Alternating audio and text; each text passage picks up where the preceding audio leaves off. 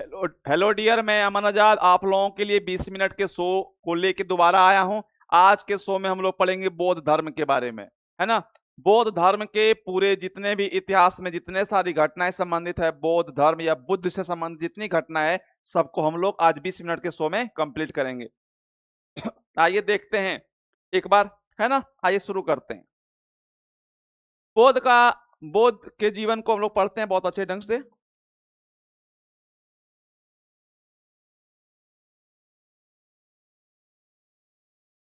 बौद्ध धर्म का प्रारंभ महात्मा बुद्ध ने किया था।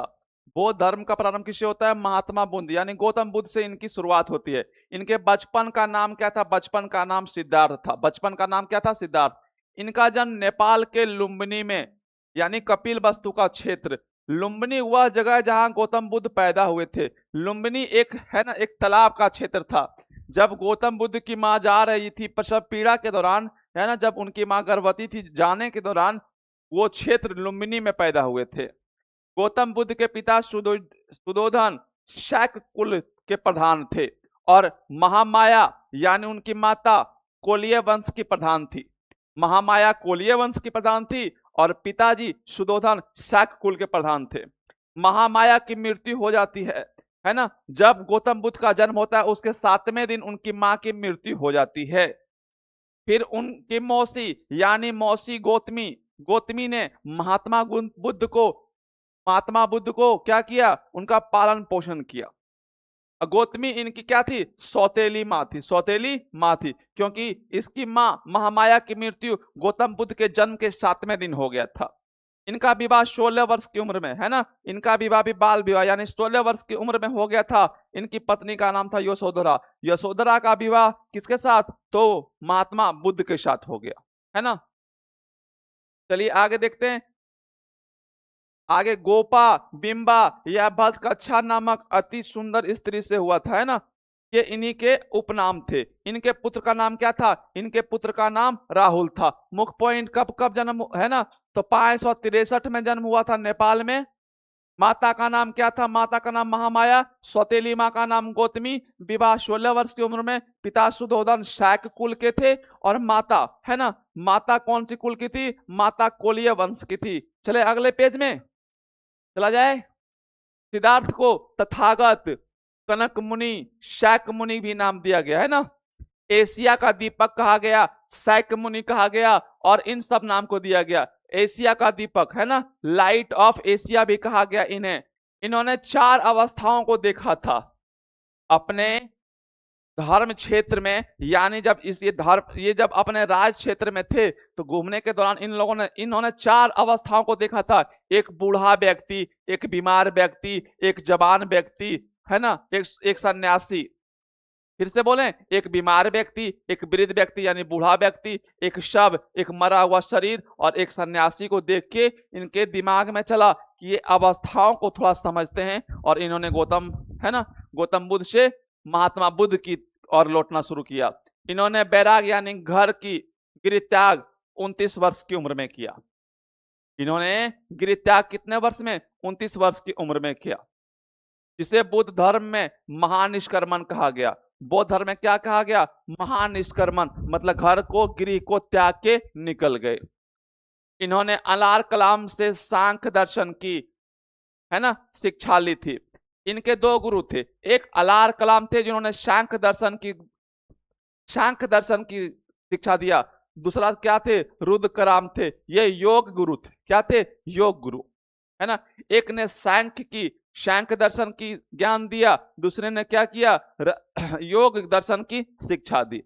महात्मा बुद्ध अपने 5 मित्रों के साथ, कहा 5 मित्र के साथ सरनाथ के मृगदाव वन में तपस्या करने लगे। कितने मित्र के साथ? गौतम बुद्ध 5 मित्र के साथ तपस्या करने लगे, है ना। और 6 वर्ष की कठोर तपस्या यानी 29 साल में घर से निकले और 6 वर्ष यानी 35 वर्ष में उन्हें क्या हो गया? ज्ञान की प्राप्ति अर्जित हो गई। ज्ञान की प्राप्ति हो गई। वहां एक कन्या ने उन्हें वीणा वीणा को, एक कन्या के विचार, कन्या क्या बोली कि वीणा को इतना ना खींचो कि वह टूट जाए। जब ये बहुत ध्यान में थे, ध्यान में लग्न थे, तो इनके शरीर के आसपास बहुत सारे पेड़ पौधे उगाए और ये एकदम कंटिन्यू तपस्या में थे। तो इन्हें एक महिला आके बोलती है कि ए महान सन्यासी, तुम अपने शरीर को एक बीना की भांति इतना मत खींचो कि वह टूट जाए, यानी शरीर को उतना कष्ट मत दो, है ना, इतना कम भी ना खींचो कि वह बजे ही नहीं, तो जितना खींचो जितना में बजे, और उतना भी मत खींचो जितना में वो टूट जाए। ये बात सुन के क्या हो गया, गौतम बुद्ध के हृदय में परिवर्तन आ गया, है ना। और वो सारनाथ से कहाँ चले गए, गया चले गए, गया, है ना, जिसको हम लोग क्या बोलते हैं, उरुबेला बोलते हैं। क्या बोलते हैं, उरुबेला बोलते हैं। और तपस्या करने लगे, और वहीं पे तपस्या करने लगे, तपस्या करने लगे। तो 6 वर्ष की कठिन तपस्या के बाद 35 वर्ष की उम्र में उन्हें ज्ञान की प्राप्ति हुई, और वो गौतम से महान, गौतम है ना, महान क्या बन गए, बुद्ध बन गए। यहाँ उन्हें निरंजना यानी फल्गु नदी जो गया में है, कौन सी नदी, यहाँ पे निरंजना नदी, फल्गु नदी बोले कहाँ पे है, गया में, है ना, जिसका नाम अभी क्या है, गया जी नाम है। गया नदी के तट पर पीपल वृक्ष के वृक्ष, किसके, पीपल वृक्ष के नीचे, कौन से दिन बोलो, बैसाखी पूर्णिमा के दिन ज्ञान की प्राप्ति हुई, है ना। याद रखिएगा, सवाल आता है कौन से दिन, तो बैसाखी पूर्णिमा के दिन पीपल वृक्ष के नीचे फल्गु नदी के तट पे गया में, या गया जी जिसको बोलते हैं ना, गया जी में इन्हें ज्ञान की प्राप्ति हुई। ज्ञान प्राप्ति के बाद वह वृक्ष क्या कहलाया, महाबोधि वृक्ष कहलाया। क्या कहलाया, महाबोधि वृक्ष कहलाया, है ना। यह स्थान बोध गया कहलाया। ये कहाँ है, बोध गया को ही बोलते हैं गया जी। गया में एक जगह है जहां पे ज्ञान की प्राप्ति हुई, उसे बोध गया के नाम से बोध गया जी बोला गया। ज्ञान प्राप्ति के बाद उन्हें महात्मा बुद्ध कहा गया। जैसे ही 35 वर्ष के उम्र में ज्ञान की प्राप्ति होती है, क्या बन जाते हैं, महात्मा बुद्ध कहलाते हैं, है ना। अब बुद्ध का शाब्दिक अर्थ होता है ज्ञान का संपन्न व्यक्ति, वैसा व्यक्ति जो ज्ञान अर्जित कर लिया है ना, उसको हम लोग क्या बोलते हैं, तो बुद्ध का शाब्दिक अर्थ ज्ञान संपन्न व्यक्ति। इन्होंने अपना पहला उपदेश, सबसे पहला उपदेश सारनाथ में दिया, पहला उपदेश सारनाथ में दिया, अपने मित्रों को दिया। बौद्ध धर्म में महाधर्म चक्र परिवर्तन कहलाया। जो उपदेश अपने मित्रों को दिया, जब ये अपने उपदेश दे रहे थे धर्म के बारे में,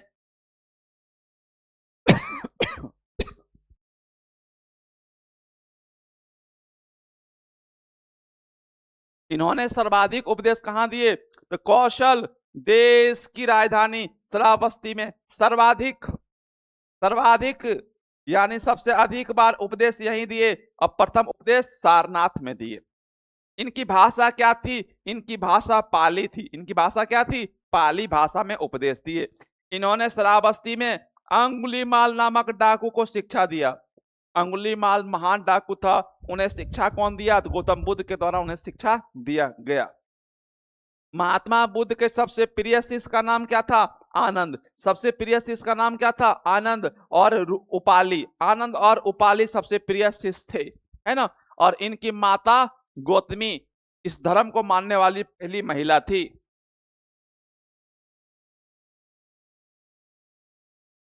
बोलता है आनंद के कहने पर महात्मा बुद्ध ने महिलाओं को बौद्ध धर्म में प्रवेश की अनुमति दी। किसके कहने पे, अपने प्रिय शिष्य आनंद के कहने पे महिलाओं का आगमन शुरू होता है, किसमें, बौद्ध धर्म में। बोलता है वैशाली में दिए, और उन्होंने कहा कि अब बौद्ध धर्म ज्यादा दिन तक नहीं चलेगा।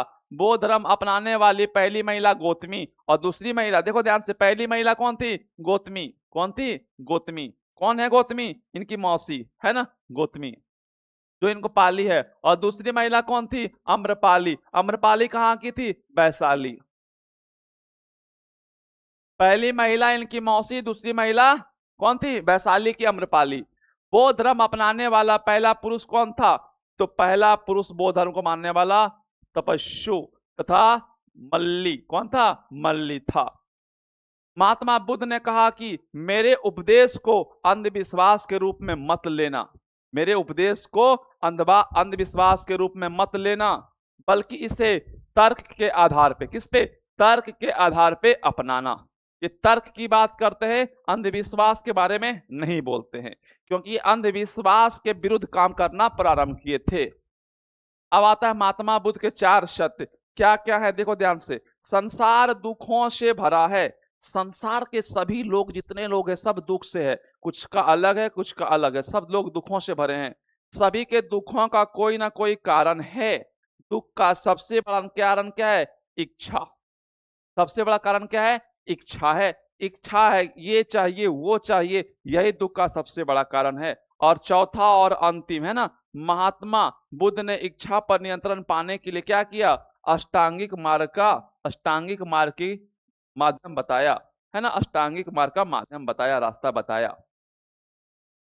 वह पूरा नहीं हो सके और इच्छा इतनी भी छोटी, है ना, इच्छा इतनी भी छोटी ना होनी चाहिए कि पूरा होने पर क्या हो? संतुष्ट नहीं हो। तो इच्छा का एक स्तर होना चाहिए। आप उस स्तर तक पहुंचिए, उसके बाद ना ज्यादा ना कम सोचने की क्षमता को रखें आप।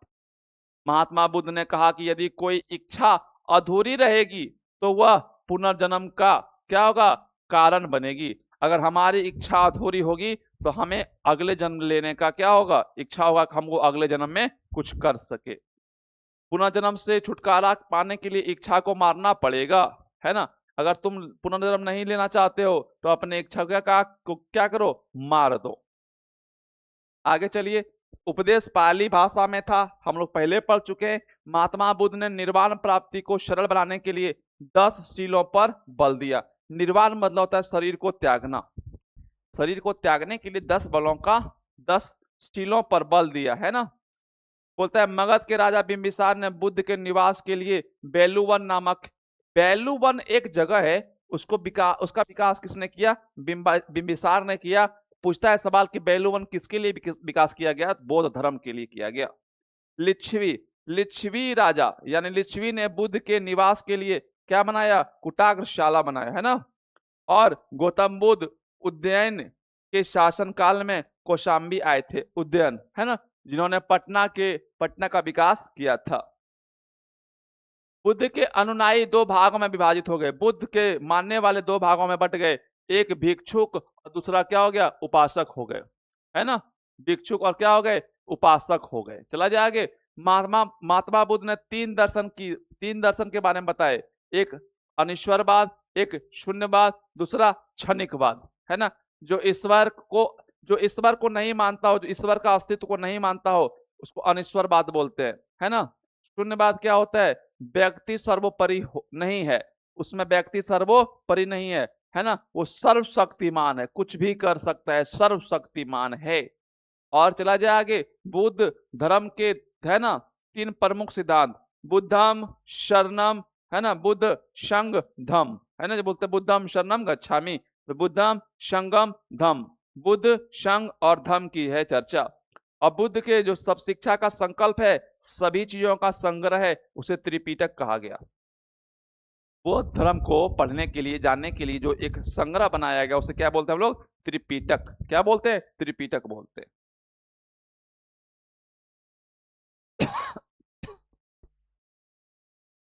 त्रिपिटक का अर्थ होता है ज्ञान भरा टोकरी। त्रिपिटक क्या होता है? ज्ञान भरा टोकरी, है ना। त्रिपिटक श्रीलंका में सिंहली भाषा में लिखा गया। श्रीलंका में कौन से भाषा में? तो सिंहली भाषा में श्रीलंका में लिखा गया त्रिपिटक। चला जाएगी। अब आते हैं बौद्ध साहित्य, है ना। बौद्ध धर्म को मानने वाले लोग जिस ग्रंथ को संकलित करते हैं उसको बौद्ध साहित्य बोलते हैं। इन ग्रंथों का संबंध बौद्ध धर्म से है और इसकी भाषा क्या है? पाली है, पाली भाषा है ना। महात्मा बुद्ध के पूर्व जन्म की कितनी कहानियां हैं? 200 कहानियां हैं। ये सब ज्यादा इंपॉर्टेंट नहीं है। अंगुत्तर निकाय में, ये याद करिएगा, VBI है। अंगुत्तर निकाय में 16 महाजनपदों की चर्चा है। अंगुत्तर निकाय है ना, तो पूछेगा अंगुत्तर निकाय किस धर्म से संबंधित है? बौद्ध धर्म से। अब आता है त्रिपिटक, 3 पुस्तकों का संग्रह है। त्रिपिटक कितने पुस्तकों का संग्रह है? 3 पुस्तकों का संग्रह है। पहला पुस्तक का नाम क्या है? सूत पिटक। पहला क्या है? सूत पिटक, विनय पिटक। पहले सूत पिटक, है ना। सबसे बड़ा पूछेगा तो सूत पिटक, सबसे छोटा बोलेगा तो बताओ विनय पिटक, है ना। सबसे छोटा में क्या है? बौद्ध धर्म के प्रवेश की चर्चा है ना। और इसको इनसाइक्लोपीडिया बोलते हैं। सारे चीजों का संग्रह कहाँ है? सूत पिटक में है। अगला आता है अभिधम्म पिटक। तीसरा क्या आता है? अभिधम्म पिटक। इसमें महात्मा बुद्ध के दार्शनिक विचार, है ना, बोलेगा विचारों का संग्रह किसमें है? अभिधम पिटक में। सबसे छोटा कौन है? विनय पिटक है ना। सबसे छोटा कौन सा है? विनय पिटक है। और सबसे बड़ा कौन सा है? सुत पिटक है। सबसे बड़ा, सबसे छोटा और तीसरा क्या है? तो दार्शनिक विचार है। बौद्ध धर्म का रामायण है ना, बौद्ध धर्म का रामायण अश्वघोष की पुस्तक बुद्ध चरित्रम है। सबसे पहला सवाल कि बुद्ध बुद्ध चरित्रम किसने लिखा है? अश्वघोष के द्वारा लिखा गया है। बौद्ध धर्म में प्रवेश की न्यूनतम आयु कितने वर्ष थी? 15 वर्ष थी। बौद्ध धर्म में कितने वर्ष थी? 15 वर्ष थी। लेकिन गौतम बुद्ध कितने वर्ष में? 29 वर्ष में गृह त्याग किए थे। 16 वर्ष में क्या किए थे? शादी किए थे। 5 वर्ष की तपस्या यानी 6 वर्ष की तपस्या, 6 वर्ष की तपस्या के बाद 35 वर्ष में शिक्षा ग्रहण है ना कर लिए थे। वो महात्मा बुद्ध कहलाए। चला जाए आगे। बुद्ध अपने जीवन काल में इस संघ का प्रमुख है ना देवत्व को बनाना चाहते थे। इनका उपदेश, अंतिम उपदेश कहाँ हुआ था? कुशीनगर में है ना। सुबुद्ध कुशीनगर में हुआ था, जहां इनकी मृत्यु भी हो गई। इन्होंने अपने शरीर को त्याग दिया। महात्मा बुद्ध उपदेश देते हुए पावापुरी पहुंच गए, जहां एक जैन भिक्षु चंद्र ने उन्हें क्या किया? शुकर मांस, जहरीली मशरूम खिला दिया। यहाँ शुकर मांस, ध्यान से सुनो, शुकर मांस खाने के बाद बीमार पड़ गए और जब वापस कुशीनगर पहुंचे उनकी मृत्यु हो गई।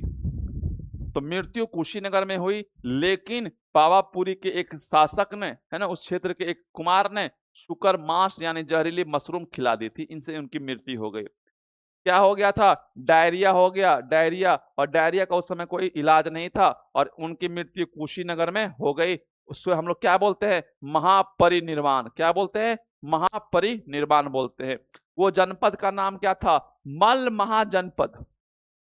पूछा गौतम बुद्ध की मृत्यु किस जनपद में? तो मल महाजनपद में हो गई थी। और उनकी अस्थियों को 8 जगह पे है ना, भारत के 8 विशेष जगहों पे ले जाया गया, जहां पे विश्व शांति स्तूप 8 है ना, अस्थियों को 8 जगह पे ले गया गया और अष्ट महास्थान या अष्ट स्तूप का निर्माण किया गया। अष्ट स्तूप का निर्माण किया गया। अब आता है बौद्ध धर्म ने अपने जीवन की अंतिम वर्ष है ना, अंतिम वर्षा ऋतु वैशाली में ही बिताया। कहां बिताया? वैशाली में बिताया। बिंबिसार, उदयन, प्रसन्नजित और प्रघोत गौतम बुद्ध को या बौद्ध धर्म को मानने वाले क्या थे? महान शासक थे। इनकी मृत्यु 483 ईसा पूर्व में होती है। तो ये कितने वर्ष जिंदा रहे? 80 वर्ष, 80 साल जिंदा रहे। इनकी जीवन काल कितनी थी? 80 साल थी, है ना। उसके बाद 35 साल में क्या हुए? 35 वर्ष में क्या हो गए? इन्हें ज्ञान की प्राप्ति हुआ। 16 वर्ष में क्या हो गया? 16 वर्ष में शादी हो गया। 6 वर्ष तक क्या किए? तपस्या किए। ये सब चीजें याद रखिएगा। अब आते हैं गौतम बुद्ध के है ना, या बौद्ध धर्म के 4 कितने कुल? बौद्ध धर्म के कुल कितने? तो 4 सभाएं होती है। ध्यान से समझिए। पहला होता है राजगीर, दूसरा वैशाली, तीसरा पाटलिपुत्र, चौथा कुंडलवन है ना, जम्मू कश्मीर में। होता कब है? 483 ईसा पूर्व, 383 ईसा पूर्व, 255 ईसा पूर्व। अब प्रथम कभी 92 देता है, कभी 98 देता है। ध्यान देखना, 98 ईस्वी में, यानी प्रथम ईस्वी बोलते हैं हम लोग, है ना। ये हुआ अजात शत्रु के समय में। काला अशोक, अशोक और कनिष्क। उस समय कौन थे पुरोहित? महाकश्यप थे। सब कामिर थे। मोगलीपुतम तिस थे और वसुमित्र एवं अश्वघोष थे। ये डाटा बहुत जरूरी है, ये VVI है, याद रखिएगा, है ना। प्रत्येक 1-2 सेट के बाद ये डाटा पूछता है। अगला चलते हैं बौद्ध धर्म संगीत के बौद्ध धर्म संगीति के बाद बौद्ध धर्म के 2 भाग, 2 भागों में बट गया, हीनयान और महायान। हीनयान और दूसरा क्या था? महायान, है ना। हीनयान, हीनयान कौन थे? ये महात्मा बुद्ध के उपदेश को मानने वाले, उपदेश को मानने वाले। उपदेश में कोई परिवर्तन इन्होंने नहीं किया। हीनयान मूर्ति पूजा नहीं करते थे। हीनयान मूर्ति पूजा नहीं करते थे, महायान मूर्ति पूजा करते थे। ये पाली भाषा में लिखते थे ना। आगे चलकर हीनयान भी 2 भागों में बट गया। इसे नहीं समझना है, उसका बस नाम याद रखना है, वैशासिक और सैंताकिक। चला जाएगा। अब आता है महायान, मूर्ति पूजा। उपदेश में परिवर्तन ना कर उसे क्या किया? आधार्मिक रूप दिया, ईश्वर मानकर उनकी उपासना की। और मूर्ति पूजा हम लोग बहुत जगह देखते हैं गौतम बुद्ध की मूर्ति है, तो मूर्ति पूजा पे ध्यान दिया गया, है ना। आगे चला जाए इसे। और इस संप्रदाय का ग्रंथ क्या रहा है? संस्कृत भाषा में। ये VVI पॉइंट है। सभी जगह पाली भाषा का प्रयोग किया गया, लेकिन जैसे महायान आया, मूर्ति पूजा की बात आती है, तो वो हिंदू धर्म के समान ही क्या करते हैं? संस्कृत भाषाओं का प्रयोग करते हैं। चला जाए आगे।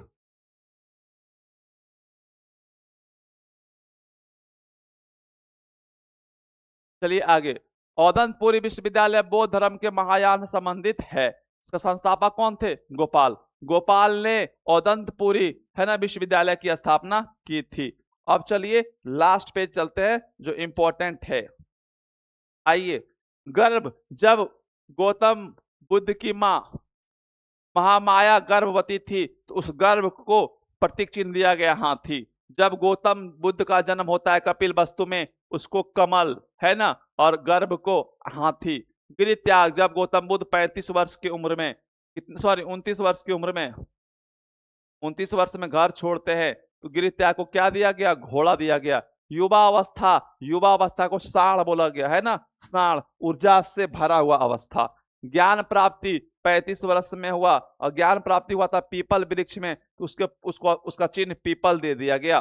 प्रथम उपदेश सारनाथ में, सारनाथ में उसको धर्म चक्र परिवर्तन बोला गया। सारनाथ में धर्म चक्र परिवर्तन, प्रथम उपदेश सारनाथ में, और सबसे अधिक उपदेश श्रावस्ती में। स्मृति है ना, स्मृति शेर से प्रतीक दिया गया। निर्वाण यानी मृत्यु, मृत्यु क्या बोला गया? पद चिन्ह बोला गया है ना, पैरों के चिन्ह यानी पद चिन्ह बोला गया, निर्वाण।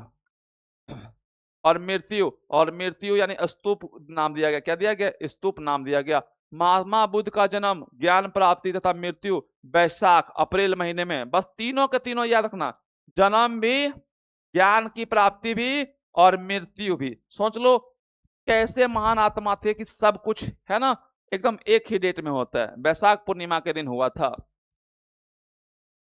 बौद्ध तथा जैन धर्म में समानता है क्या क्या, थोड़ा समझ लेते हैं। ये मोक्ष प्राप्ति तथा पुनर्जन्म की में विश्वास किया है, सही है। मूर्ति पूजा तथा भगवान के अस्तित्व का विरोध किया, सही है, दोनों ने किया। कर्मकांड का विरोध किया, सही है, मरने के बाद कर्मकांड जो होता है उसका विरोध किया। दोनों ही हिंदू से टूटे हुए थे, दोनों के दोनों हिंदू से टूटे हुए थे। इतना चीज याद रखिएगा है ना। तो आपका ये 20 मिनट का शो क्या होता है? समाप्त होता है। हम प्रत्येक दिन आपको एक 20 मिनट के शो को ला के देंगे, जो आप किसी भी चैप्टर का अगर रिवीजन करना चाहते हैं तो जो आप 2 से 3 घंटे समय देते हैं, 20 मिनट में उसको आसानी से आप रिवीजन कर सकते हैं। जय हिंद मित्रों, मिलते हैं फिर अगले 20 मिनट के शो में। Thank you.